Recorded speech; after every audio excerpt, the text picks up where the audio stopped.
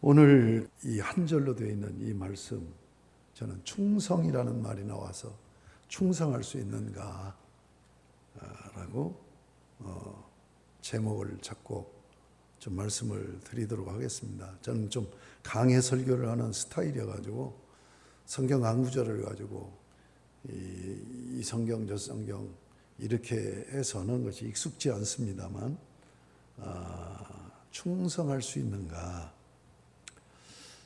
자, 이 충성이라는 것은 이제 관계잖아요. 관계에서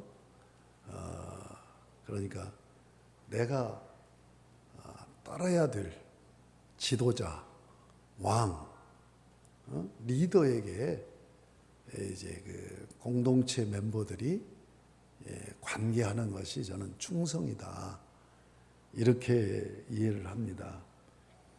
그래서 충성을 생각하려면 먼저 내가 누구이고 내가 무엇을 하고 살아야 되는가 하는 것에서부터 점검이 되어야 된다고 봐요.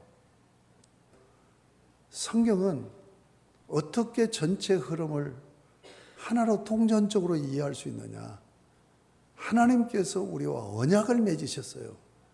그리고 그 언약을 실현해 가는 역사가 구원의 역사예요.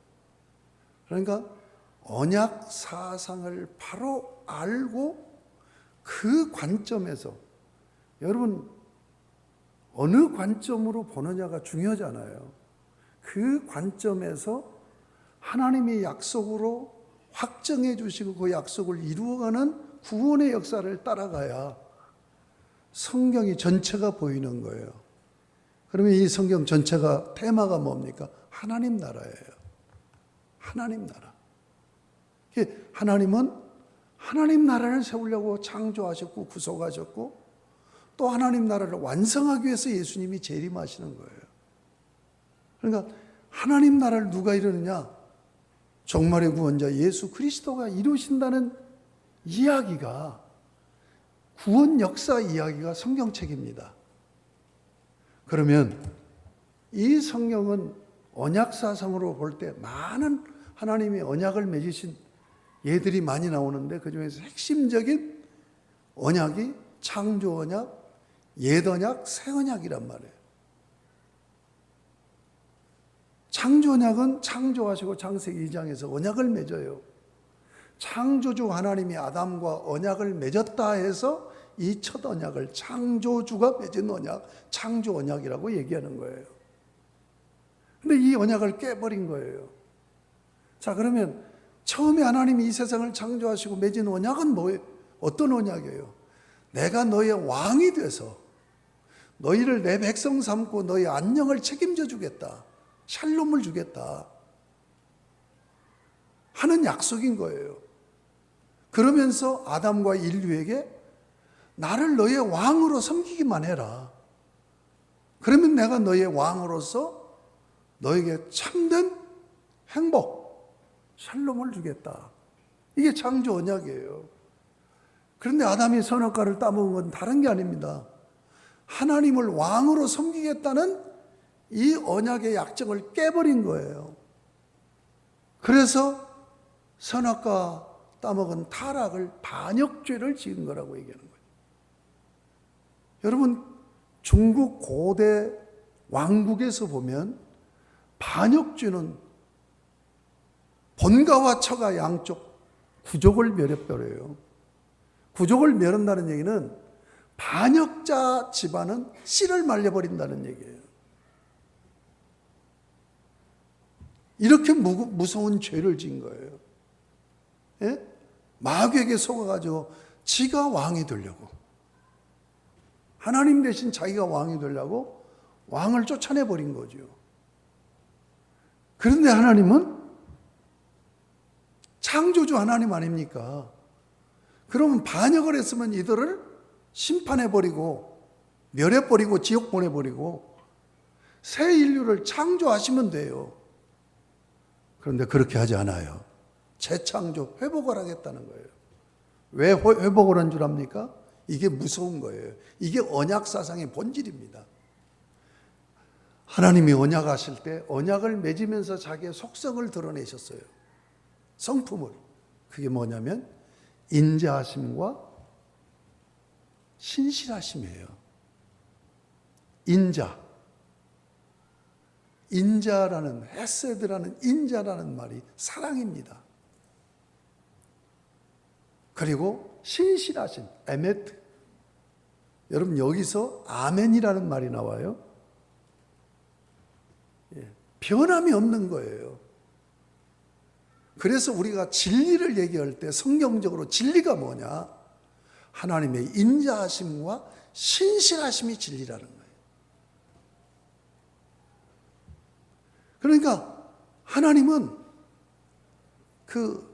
사랑하시는데 뭐예요? 상대가 어떻게 했든지 그것하고 상관없이 사랑하시는 거예요. 끝까지. 이게 아가페적인 사랑이죠. 그 다음에 신실하심은 뭐예요? 계약을 맺었는데 한쪽이 계약을 파기했어요. 그러면 한쪽 당사자가 계약을 지킬 이유가 없잖아요. 그렇잖아요.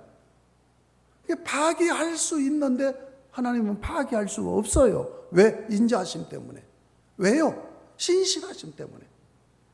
신실하심은 상대가 잘못했어도 약속한 건 하나님이 자기의 명예를 걸고 끝까지 책임진다는 거예요.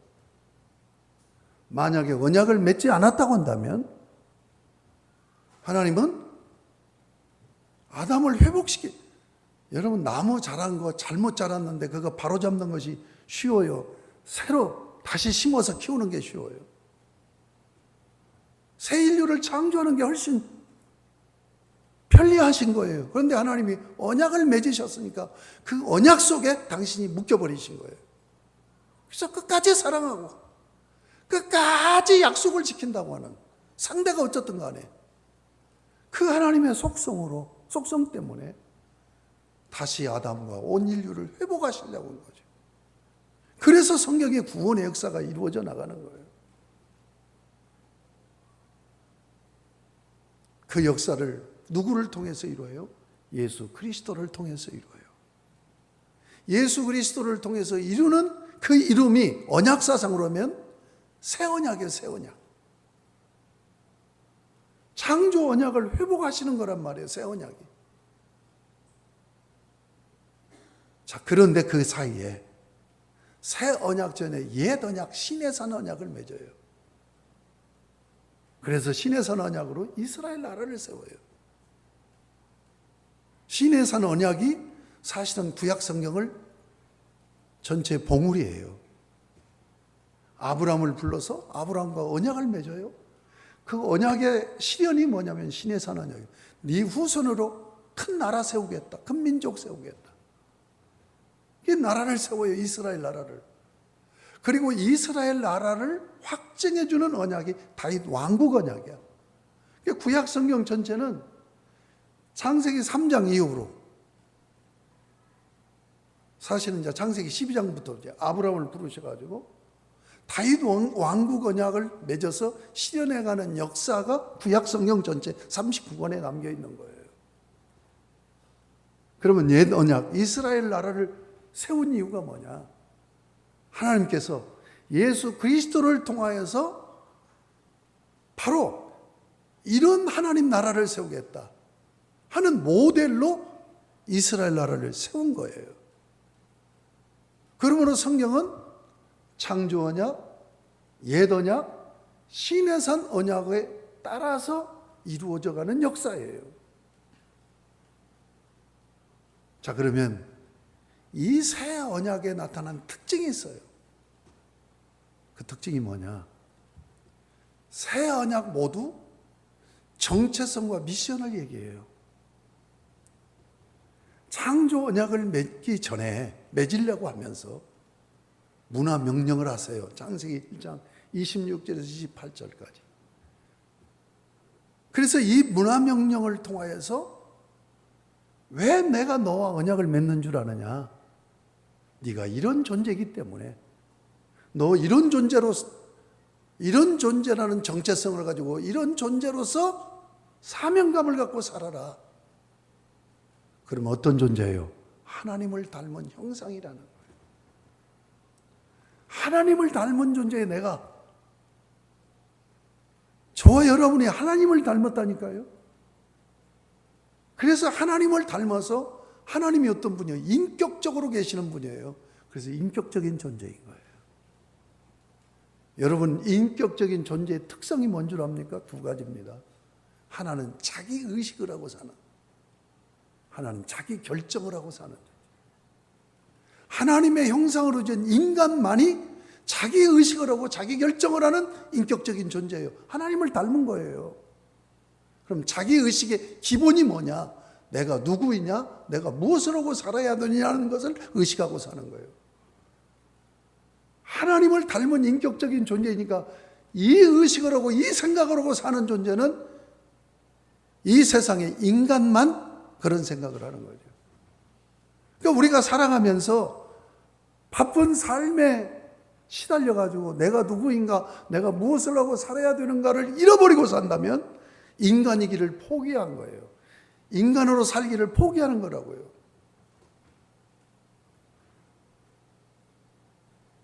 자, 창조 언약에서 너 나를 닮은 인격적인 존재야. 그러니까 너는 항상 뭐예요? 네가 누구인가? 네가 무엇을 하고 살아야 되는가는 자기 의식을 하고 자기 의식을 해야 거기에 합당한 자기 결정을 할 거 아닙니까? 그렇게 살아라. 예. 그 다음 미션이 뭐예요? 미션. 왕권을 위임하죠.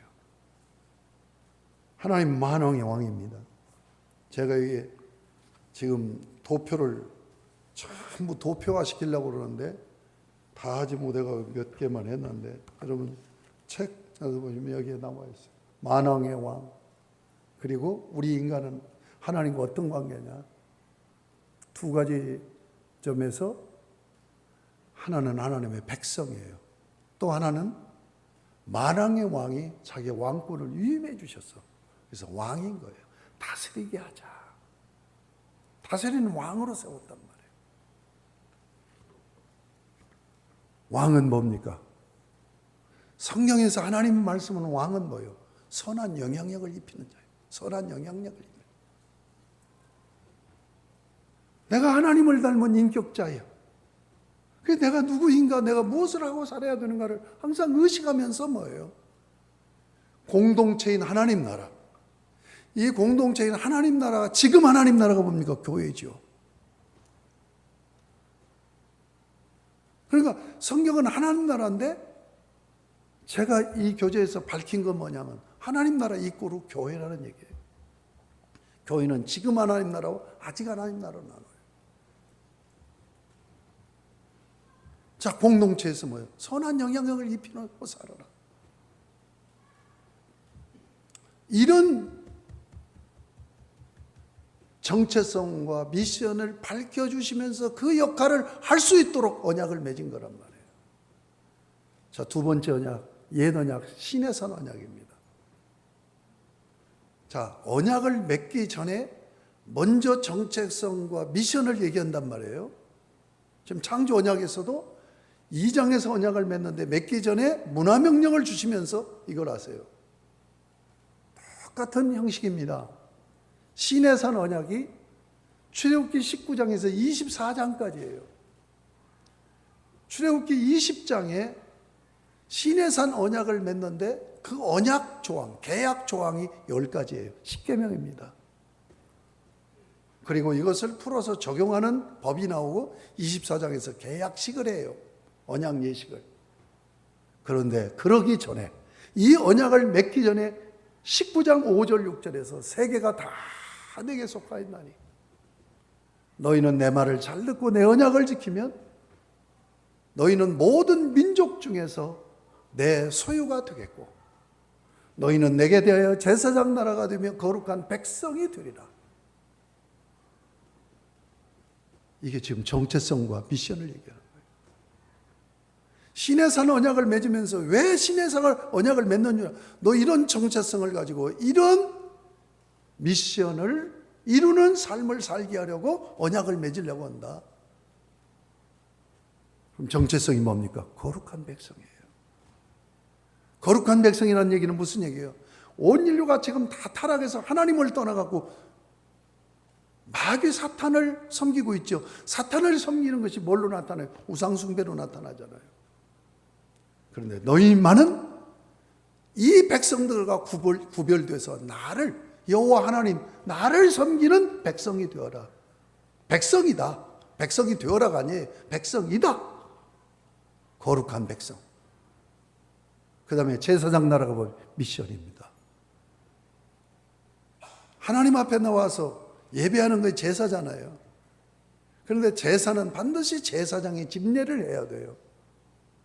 이스라엘을 왜 세웠느냐? 그 미션, 사명을 감당하라고. 어떤 사명이에요?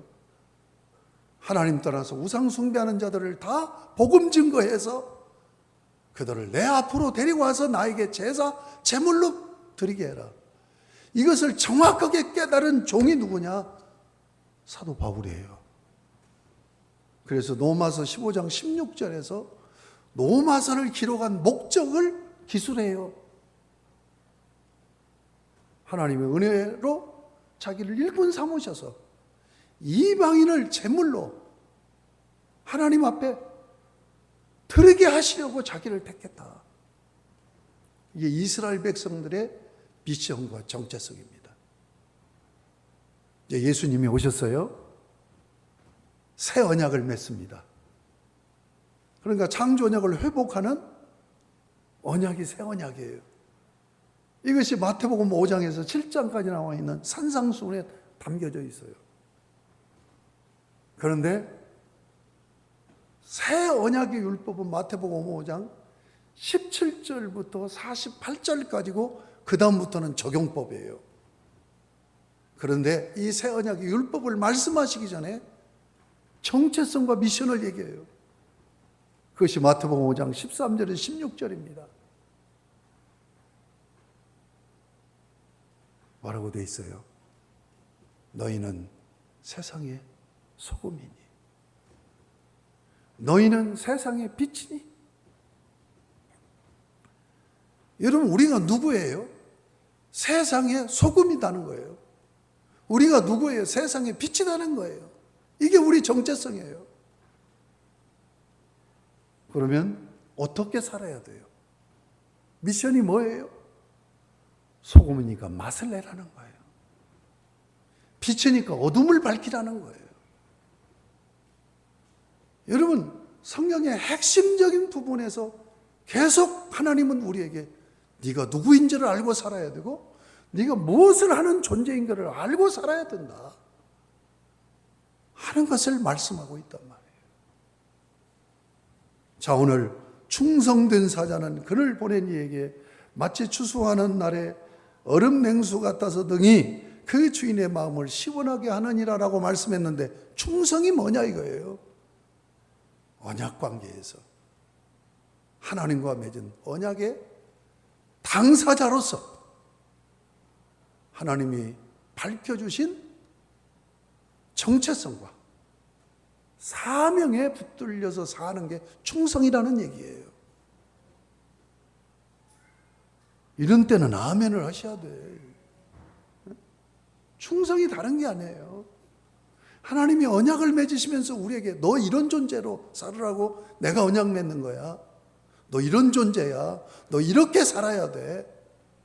여러분, 우리의 삶이, 우리 그리스도인들이, 예수를 믿는 그리스도인들이 신앙인이 아니에요, 사실은. 신앙인은 무슨 생각을 해야 되냐면 내가 누구인지를 항상 생각을 하고 살아야 되고 내가 무엇을 하고 살아야 되는가. 그러니까 사는 삶이 그냥 사는 게 아니에요. 밥 먹고 살기 위해서 사는 게 아니에요. 자식 낳아서 잘 기르고 세상적으로 그래서 사는 게 아니에요. 삶이 뭐냐? 사명 감당하는 거예요. 사명 감당하는 거. 사명 감당하라고 우리에게 삶을 주셨단 말이에요. 그 사명이 교회 안에서 이루어져야 되고 사회생활하면서 직업을 통해서 그 사명을 이루어야 되죠. 그 사명을, 내가 누구인가를 바로 알고 그 사명을 바로 감당하는 것이 뭐냐? 충성이라는 얘기예요. 여러분, 자, 이 말씀을 듣고 나는 그러면 주님 앞에 충성하고 있는가? 한번 깊이 생각해 보셨으면 좋겠습니다. 이 새 그 언약에서 나타난 정체성과 미션이 다르게 표현이 되고 있잖아요. 왜 똑같이 표현되지 않고 계속 반복해서 말씀하시지 않고 다르게 표현하고 있을까 하고 묵상을 해본 거예요. 처음에 창조 언약에서 주신 정체성과 미션은 본질적인 거예요. 너 나 닮은 존재야. 너 나 닮은 존재야. 그래서 하나님의 형상인 거예요. 그것이 신의 선언에서는 거룩한 백성. 나 잘 섬겨야 돼. 너 나 잘 섬기는 자로 너에게 정체성을 준 거야. 새 언약에 와서는 이제 세상을 품으라는 거죠. 창조 언약에서는 본질이야. 너 나 닮았어. 신의 선언약에서는 나 잘 섬겨. 새 언약에서는 세상 품어야 돼.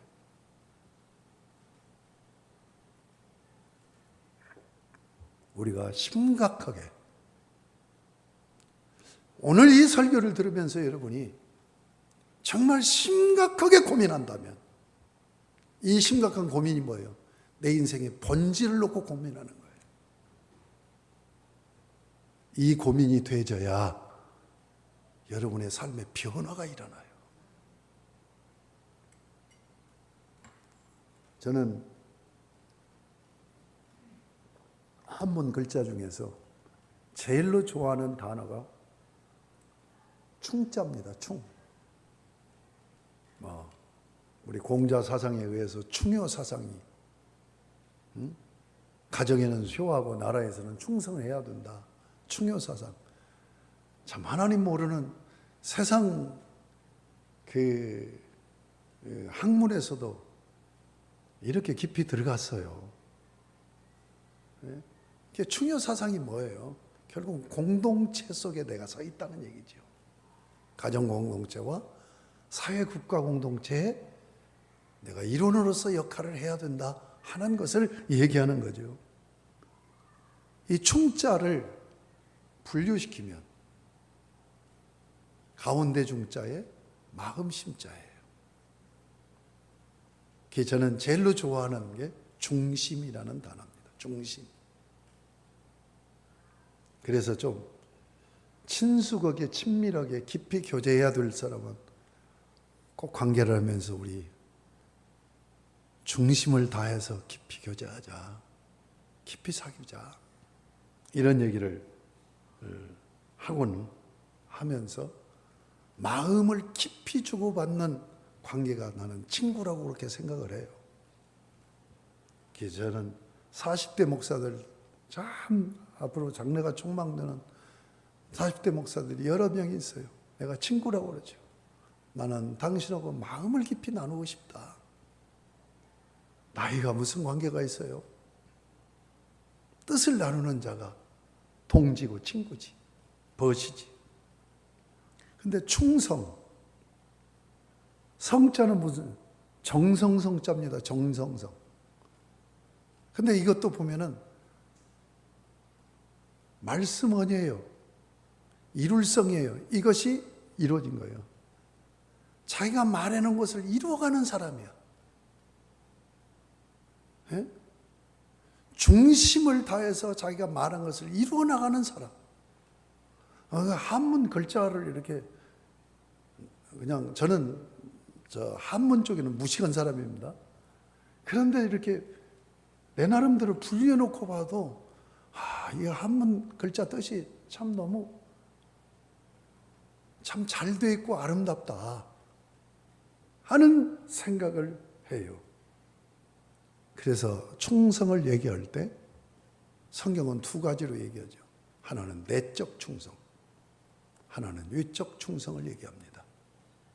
여러분 이것이 달란트 비유에서 잘 나타나 있어요. 10달란트, 5달란트, 1달란트 받은 자들이 10달란트 받은 맞나요? 5달란트 받은 자는 5달란트를 남겼고 2달란트 받은 자는 2달란트를 남겼고 1달란트 받은 자는 묻어놔 버린 거예요. 임금이 왔어요. 어떻게 했느냐? 회개하자, 결산하자. 5달란트 받은 자, 2달란트 받은 자는 배의 이익을 남겼어요. 그들에게 어떻게 평가를 합니까? 잘하였도다. 2가지로 평가합니다. 착하다, 충성했다.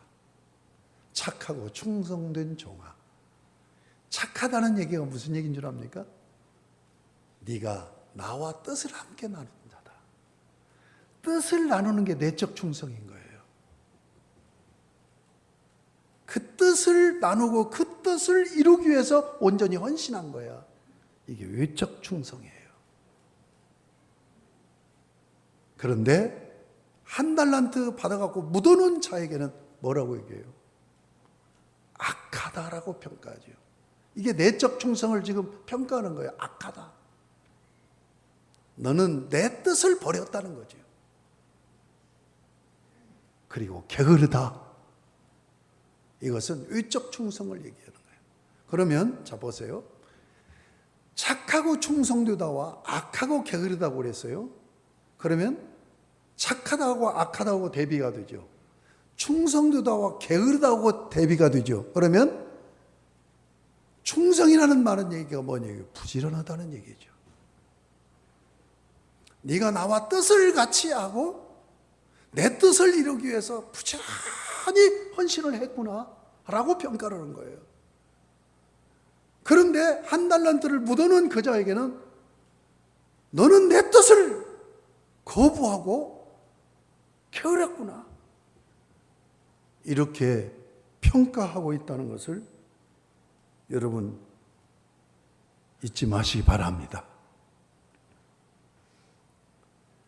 고린도전서 4장 1절에서 2절 말씀을 보면 사람이 마땅히 우리를 그리스도의 일꾼이요 하나님의 비밀을 맡은 자로 여길지어다. 그리고 맡은 자들에게 구할 것은 충성이니라. 우리는 다 그리스도의 일꾼이야. 하나님의 비밀이 뭐예요? 복음이죠, 복음. 복음의 비밀을 맡은 자예요. 그 맡은 자가 구할 것은 뭐예요? 충성이니라. 그러니까 주님의 평가는 뭘로 평가하는 거예요? 충성했느냐 안 했느냐로 평가하는 거죠. 여러분 세계에서 제일로 크다고는 여의도 순복음교회 조영기 목사님, 지금만 뭐 우리 한국교회를 지금 들었다 놨다는 저 명성교회 김삼원 목사님, 또 이 합동층의 사랑교회 오정현 목사님, 대형교회 이뤘어요. 대형교회를 이뤘다고 주님이 그 자들에게 크게 상을 주겠느냐 하는 얘기예요. 여러분 주님이 평가할 때는 우리는 뭘로 보느냐? 자연수로 봅니다. 자연수로 봐요. 그러니까 숫자가 높을수록 잘했다고 보는 거예요. 그런데 주님은 평가 방법이 분수입니다. 분수. 내가 너에게 준 것에 얼만큼 했느냐? 분수 계산법으로 한단 말이에요. 그러니까 중동에 가서 20여 년 동안 선교를 하면서 1명, 2명 개종을 시켰다 할지라도 그가 온전히 하나님의 뜻을 알고 충성했다고 한다면 나는 조영기 목사님보다 더 큰 상급을 받을 것이라고 믿어요.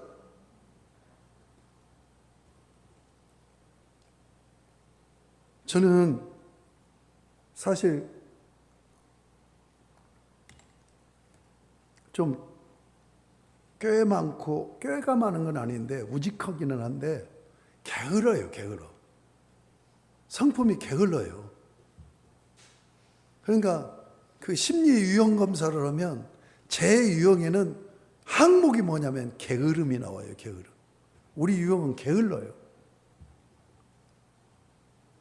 제가 늘 그 마음에 그 두려움과 안타까움이 있는 게 뭐냐면 주의 나라 가면은 굉장히 많이 혼날 것이라는 생각을 하는 거예요. 왜냐하면 내가 하나님이 주신 것을 얼만큼 그것을 활용해서 하나님 나라에 헌신하고 있을까를 생각해 볼 때 제가 굉장히 부정적으로 생각할 때는 10%도 못 오고 있다고 생각을 하고 있었어요. 10%도 못 오고 있다. 내가 너한테 이걸 맡겼는데 너 뭐다 왔느냐. 그래서 같이 얘기를 할 때, 자기 얘기를 할 때 저는 언제든지 나는 하나님 나라에서 제일로 많이 혼날 목사다. 지금 와서는 내가 좀 열심히 좀 나름대로 뭔가를 마무리를 하려고 그러는데 왜 그렇게 그냥 몰아붙여서 하냐고 그런 얘기를 하는데 제가 두려움이 있어요. 일 이제 하고 싶어도 못 하잖아요. 끝날 날이 얼마 남지 않았는데 열심히 하는 척이라도 해야 되지 않겠느냐. 저는 전혀 그렇게 살지를 못하는 사람 중에 하나입니다만 그렇기 때문에 제가 좋아하는 성경 구절이 하나가 요한복음 8장 29절이에요. 나를 보내신 이가 나와 함께 계시도다. 나는 항상 그가 기뻐하는 일을 행함으로 나를 혼자 두지 아니하셨느니라. 예수님이 요한복음을 보면 항상 두 가지예요. 정체성이에요, 정체성. 정체성을 뭐라고요? 하나님의 아들이라는 정체성. 아버지와 아들 관계를 계속 그는 의식하면서 사시는 거예요. 그 다음에 미션이 뭡니까? 보내신 자의 뜻을 보냄받은 자로서 충성스럽게 감당한다고 하는 의식이에요.